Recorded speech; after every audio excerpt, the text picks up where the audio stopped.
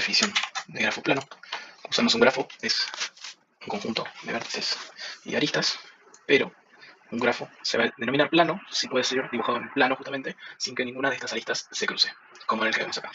Si nosotros en este grafo le agregamos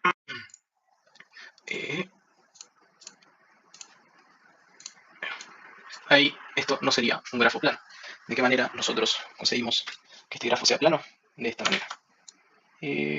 Entonces no se cruza con ninguna arista. ¿Cuáles son las propiedades de estos grafos? Bueno, las vamos a ver ahora en un momento. Bien. Esto lo borramos. Y vamos abajo. Bien. Sea un grafo conexo, simple y plano, se debe que con la cantidad de vértices mayor o igual a 3, se dice entonces que las aristas, la cantidad total de aristas, tiene que ser menor o igual a 3 por la cantidad de vértices menos 6. Entonces, este grafo es un grafo planar. Bueno, tiene 1, 2, 3, 4, 5, 6, 7, 8, 9, 10 aristas y tenemos 5 vértices.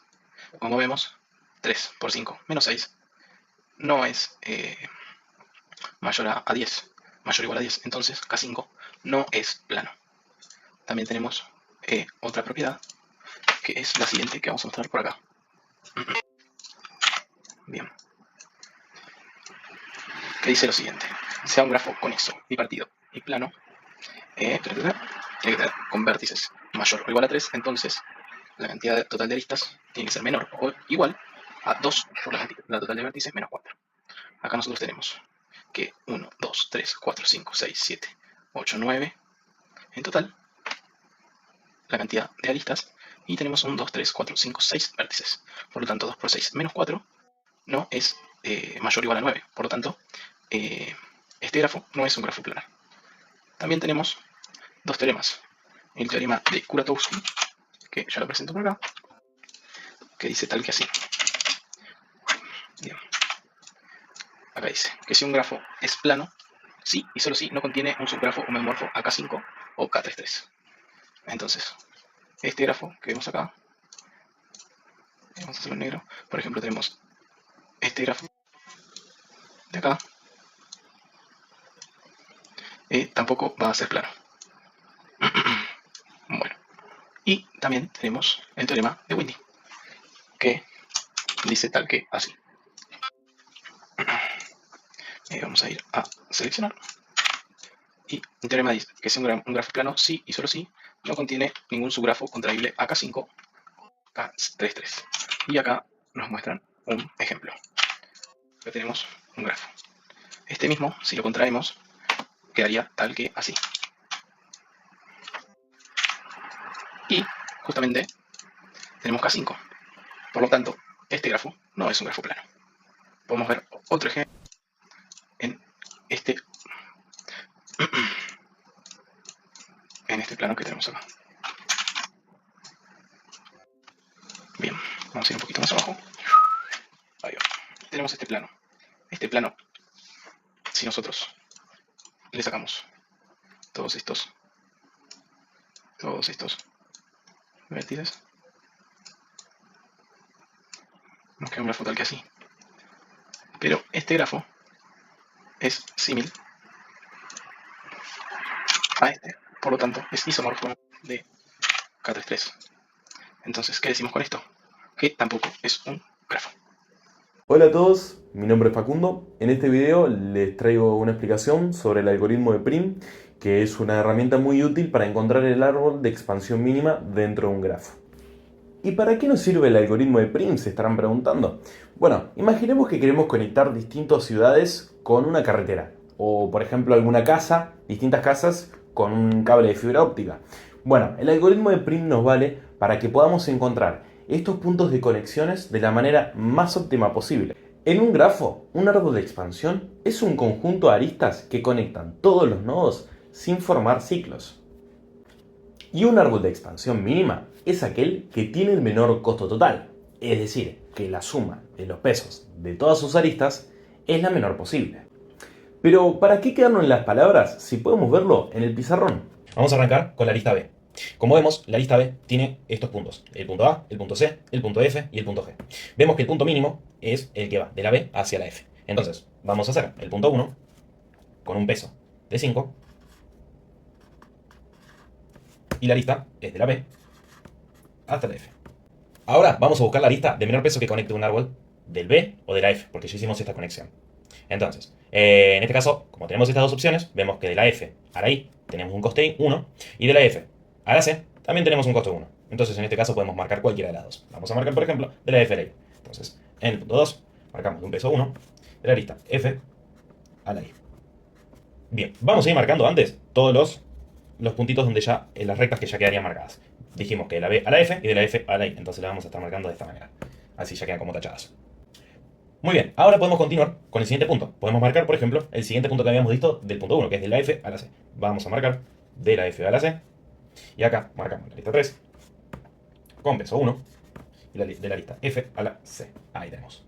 Bueno, si seguimos viendo, tenemos que de la letra I latina hasta la letra E tenemos un coste de 2, porque siempre tenemos que ir viendo las distintas conexiones. De la C a la D tenemos 3, de la E a la D, perdón, de la I a la E tenemos 2, de la I acá tenemos 3, de acá a acá tenemos 9. Bueno, tenemos que ir viendo las menores conexiones. En este caso, vamos a ver que el proceso lo podemos marcar de la I a la E, vamos a tener de un coste 2, entonces el cuarto punto vamos a marcar con un peso 2 y va a ser desde la I hasta la E.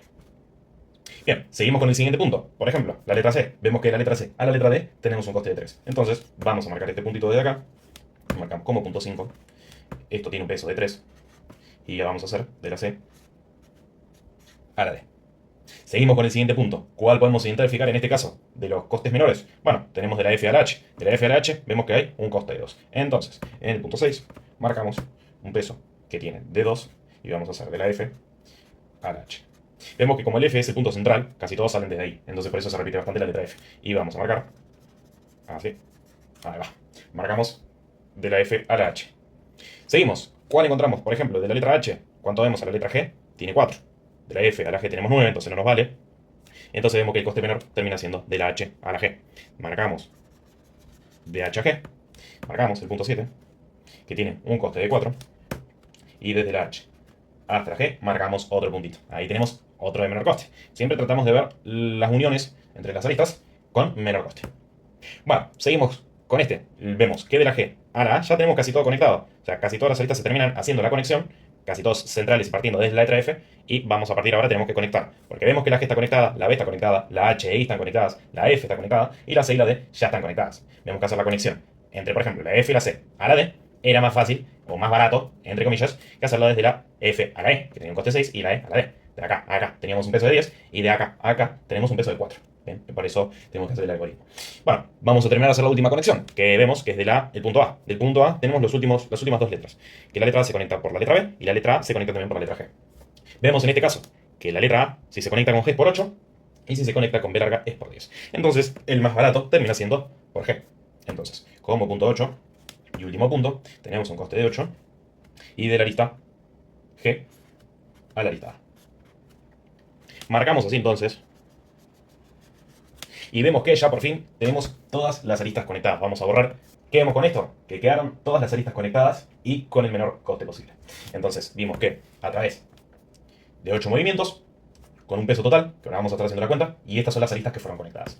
El peso total, en este caso, es de un peso de 26. Entonces, el peso de 26, acá me había quedado, falta borrar una línea. Ahora sí. El peso de 26 fue con el menor coste total, cómo pudimos unir todas estas aristas, haciéndolo, como explicaba, de la manera más fácil.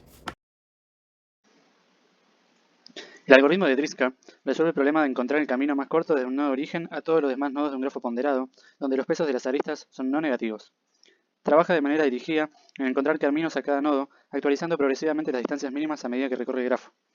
La idea subyacente de este algoritmo consiste en ir explorando todos los caminos más cortos que partan desde el vértice de origen y que llevan a todos los demás vértices. Cuando se obtiene el camino más corto desde el vértice de origen hasta el resto de los vértices que componen el grafo, el algoritmo se detiene. Driska no funciona correctamente en grafos con pesos negativos en las aristas, debido a su estrategia de selección, ya que considerando que el objetivo de este algoritmo es encontrar el menor costo del camino, si al recorrer los nodos las aristas reducen el costo total del camino, estaríamos distorsionando la distancia entre las aristas y los nodos. Además, en muchos casos, no existe la distancia negativa, por lo tanto, no tiene sentido y esto hace que funcione mal el algoritmo. Los nodos que podrían haber tenido un costo más bajo a través de una lista negativa serían descartados en las primeras iteraciones del algoritmo, lo que resulta en una exploración incompleta de los posibles caminos más cortos y por ello es que puede fallar el algoritmo. En cada iteración del algoritmo se selecciona el nodo no visitado con la distancia más pequeña acumulada desde el nodo de origen. Esta decisión se basa en la suposición de que el camino más corto hacia un nodo ya ha sido encontrado, y si no es así, el algoritmo lo actualizará en alguna iteración posterior. Los problemas que soluciona este algoritmo son fundamentales en muchas áreas, como por ejemplo en redes de computación, donde se utiliza para encontrar la red de comunicación más corta para el enrutamiento de paquetes de Internet, en sistemas de navegación, para las aplicaciones de GPS y mapas, donde se desea utilizar o encontrar la ruta más rápida entre un punto, en optimización de flujos, por ejemplo en la planificación de rutas de logística, para encontrar redes de distribución de recursos. Antes de comenzar a resolver el ejercicio planteado, cabe recordar que un grafo ponderado es un grafo en el cual cada arista tiene un peso o valor asociado, que puede ser un número real, o entero o negativo, pero para esta aplicación recordamos que nunca pueden ser negativos. El peso de una arista puede representar, por ejemplo, la distancia entre dos ciudades, el costo de una llamada telefónica entre dos localidades, o el tiempo de tránsito entre dos nodos de una red de transporte. La distancia entre dos vértices de un grafo ponderado es la suma de los pesos de las aristas que forman el camino más corto entre dos vértices. Y un camino es una secuencia de vértices en la cual cada par consecutivo de vértices está conectado por una arista. El algoritmo de Driska tiene propiedades y características. La primera propiedad es que la selección del algoritmo es de tipo codicioso, porque en cada paso toma la decisión localmente óptima al momento de seleccionar el nodo con la distancia más corta. Además, cumple con la correctitud, es decir, que siempre encuentra el camino más corto en grafos con pesos no negativos. Y por último, como ya se mencionó, este algoritmo no funciona con aristas con pesos negativos. Para resolver el algoritmo de Driska, vale aclarar que se debe contar con un grafo con un conjunto de vértices y aristas que conectan a los nodos, un nodo de origen que va a pertenecer al grafo y, lo más importante, que el cálculo para encontrar el camino más corto se debe realizar de manera iterativa. Para ello, se debe llevar registro de los vértices visitados y cuál es el vértice anterior en el camino más corto e iniciar al mismo. Por ello, acá en esta tabla podemos observar, ya está resuelto el ejercicio, pero lo que podemos ver es una lista de nodos, que son todos los nodos que existen en el grafo, y una serie de pasos enumeradas del 0 al 6. Para cada paso se listan la cantidad de nodos disponibles, la cantidad de nodos visitados y la cantidad de nodos para los cuales no se tiene conexión. Aquellos nodos en los cuales no hay conexión con el nodo seleccionado, recordemos que se inicia por un nodo inicial, en este caso el nodo A, se marcan con infinito para indicar que no hay conexión hasta ese paso. A lo largo de la resolución del algoritmo se van conectando determinados puntos y se van midiendo la distancia acumulada y los nodos conectados. Bien. El proceso del algoritmo comienza asignando a cada nodo B, en este caso es A, B, C, D, F, G, H, una distancia infinita, con excepción del nodo de origen A, que tiene una distancia de 0 a sí mismo. Se establece para cada nodo un conjunto de nodos no visitados. Se parte de un vértice inicial y se calcula cuál es el nodo o vértice más cercano con el menor peso de la lista. Luego de realizar las comprobaciones entre cuál es la lista más cercana, se procede a elegir el nodo más cercano y este proceso se itera hasta realizar o encontrar el camino más cercano o cubrir todos los nodos del grafo. En este ejemplo, es de interés encontrar cuál es el camino más corto en este grafo desde el nodo A hasta el nodo H. Cabe aclarar que el algoritmo termina cuando todos los nodos han sido procesados o visitados, o bien cuando la distancia de un nodo se vuelve infinita. Cuando todos los nodos fueron procesados, el algoritmo ha encontrado entonces la distancia más corta desde el origen a todos los demás nodos. Bien, con todo lo dicho, procedamos a resolver este grafo. Dijimos que inicialmente el nodo de inicio era el nodo A y que se debían medir las distancias de las aristas a los nodos que están conectados por el grafo. En este caso vemos que el nodo B tiene un peso de arista de 10, que el nodo F tiene un peso de la arista de 20 y que el nodo A con respecto al nodo D tiene un peso de una arista de 5. Es fácil observar que el nodo con el menor peso existente es el nodo D, siendo que quedan descartados la conexión desde A al nodo F y desde A al nodo B. Dicho esto, se observa en el paso número 1 de nuestro registro de nodos visitados.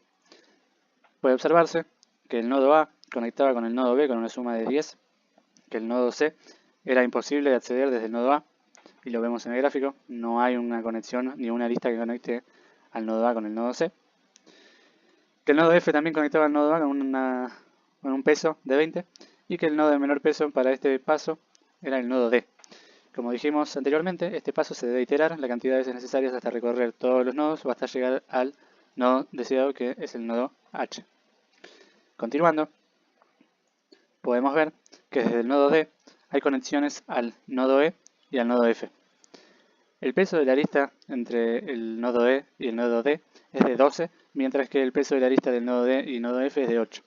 En este caso, nos quedamos con con la arista de menor valor, que es la del nodo F, y debemos dejar en claro que ya fue visitado el nodo A, el nodo D y el nodo F. El nodo E queda temporalmente descartado. Continuando, en este mismo proceso podemos ver ahora que el nodo F conecta con el nodo C con el nodo B. Como dijimos recién, el nodo A y el nodo D ya fueron visitados, por lo cual quedan descartados de nuevas uniones. Si evaluamos el peso de las aristas entre F y C y entre F y B, vemos claramente que el nodo B tiene un peso de 5, que es mucho menor al peso de C, y que en la acumulación de pesos de las aristas para encontrar el camino más cercano a H, tenemos un total de 18 en cuanto al peso. Nuevamente, esto tiene que quedar registrado en nuestra tabla de visitas por todos los nodos no visitados. Se observa que el nodo A fue visitado, se observa que el nodo D fue visitado, se observa que el nodo F fue visitado y dejamos asentado también que el nodo P fue visitado. También se observa la diferencia entre los pesos entre los caminos posibles, siendo que hasta el momento con 18 de peso el camino es el más liviano de todos los posibles. También se ve que queda descartado que el nodo C por tener un valor mucho más alto al nodo B. Continuando con la resolución del algoritmo de Drifka, podemos ver que desde el nodo B se puede conectar al nodo C y al nodo G, eligiendo nuevamente, como dijimos en las propiedades del algoritmo, el nodo de menor valor, que es el nodo C, con un valor de 7, por lo cual llevamos un acumulado de 25 en el peso de las aristas, dejando descartado, por el momento, el camino a la arista G. Nuevamente continuamos evaluando cuál es la arista de menor valor entre los nodos existentes que pueda conectar con el nodo H, siendo que no haya sido visitado previamente. Como dijimos hace un tiempo, el nodo A ya fue visitado, el nodo D ya fue visitado, el nodo F fue visitado, el nodo B fue visitado, el nodo C fue visitado. Y el valor de las aristas entre G y E es el menor, el de la arista de C y E, con un valor de 3. Por lo tanto, se elige ese camino como el camino de la ruta más corta. Paso que se repite, ya no hace falta mencionar la diferencia entre el nodo E y G, y el nodo E y el nodo H. Por lo tanto, siguiendo el camino de las aristas verdes, podemos ver que el menor camino para llegar a H resulta de la unión de los nodos de A a D, de D a F, de F a B, de C a B, de C a E y de E a H, con una suma total de 33, siendo este el camino más corto. Con todo esto, se ha podido demostrar el funcionamiento y el cumplimiento de todas las premisas y propiedades del algoritmo de Drifka.